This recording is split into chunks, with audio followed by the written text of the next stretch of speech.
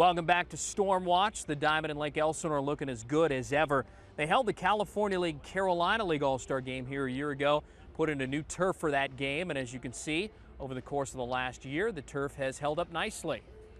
As we told you earlier in the show, the Storm's roster here in 2010 will feature 4 #1 draft picks of the San Diego Padres. And I think the one that intrigues Padre fans the most is the guy over my shoulder here, number 11, Alan Dykstra, the big power-hitting first base prospect. Alan is a graduate of Rancho Bernardo High School in San Diego. The Padres took the power-hitting first baseman with the 23rd overall pick in the 2008 draft out of Wake Forest. And after sitting out most of that summer because of health and contract issues, 2010 will mark just his second full season of professional baseball. I'm working on my swing still. There's always adjustments out there, and you got to work on. We're really stressing being a complete ball player this year. So like during batting practice, we got to work on our ground balls and even our base running. So it's more about working on being a complete ball player. Dykstra's selection took Padre fans by surprise. After all, the last thing this franchise needed was a power-hitting first baseman with an all-star currently on their roster and a second first base prospect rapidly rising through the system. Once selected in June, it took up until the mid-August deadline to sign Dykstra because of concerns over a degenerative hip he had suffered while falling during a high school basketball game almost 8 years ago.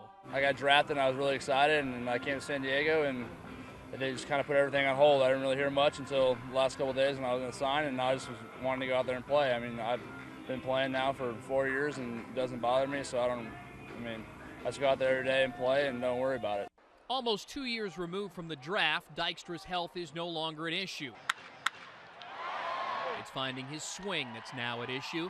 He spent 7 games with the Storm in 2008, yet struggled to hit .226 in 2009 with the low A-ball Fort Wayne Tin Caps. Obviously, you don't want to hit that low, but at the same time, I also learned what I was doing wrong and how to get out of a slump, and I think that's something to say. And then, you got to learn how to adjust when you're doing bad in this game too. So yeah. So what did you learn? But what is the secret to getting out of a slump?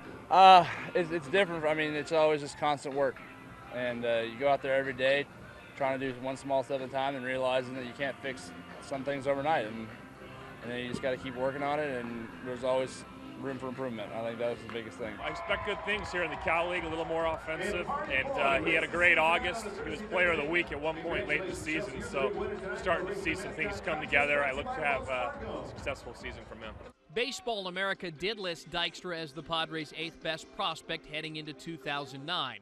While he's shown patience at the plate, walking 104 times last season, he did strike out 103 times, which can be alarming. The walks is attributed to, having a good eye and controlling strike zone, but the strikeouts is obviously I was working on my swing and just wasn't hitting pitches that I should have. He has plate discipline already. We're looking to ask him to take the aggressive notch just one notch higher. That takes maybe drive some balls, let it loose a little more. Take that discipline that he has, and maybe we'll see the walks drop a little bit, but we want to see him do some damage with the bat.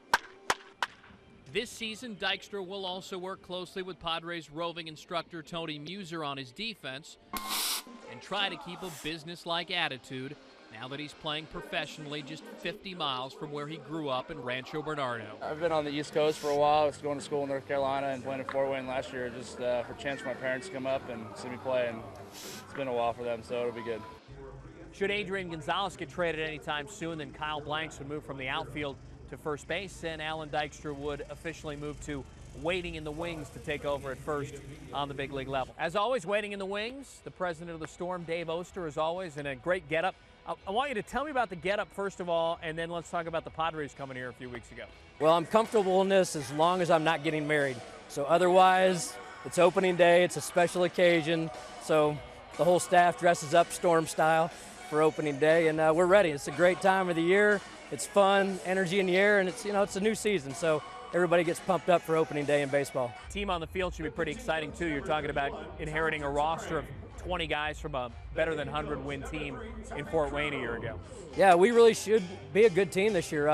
Last year in Fort Wayne, the majority of these guys played on on the team that won the most games in all of minor league baseball last year. I think I saw 102 games, which when you're playing a 140-game schedule plus playoffs is amazing. So we get a lot of core from those guys. Bass got a good arm. He started against the Padres and he's got some good pop. And Cumberland, the shortstop. Jeff Decker's got a pulled hamstring, so we're not going to see him, but he's one of the better hitting prospects in all the Padres organization. That's exactly what's great about minor leagues, and especially having a ballpark an hour away from the big league affiliate, because you can see the next Kyle Blanks, and it might now be the next Drew Cumberland. So you can see them early. It's kind of like seeing that rock band before they become the rock band. And being an hour away from San Diego, it's great to see, and that's what we're really working with the Padres on, is that we want the fans to get to know these guys so that when they get up to San Diego, there's already some recognition and already a homegrown feel to it. So tell me about the promotions that we can expect to see this season.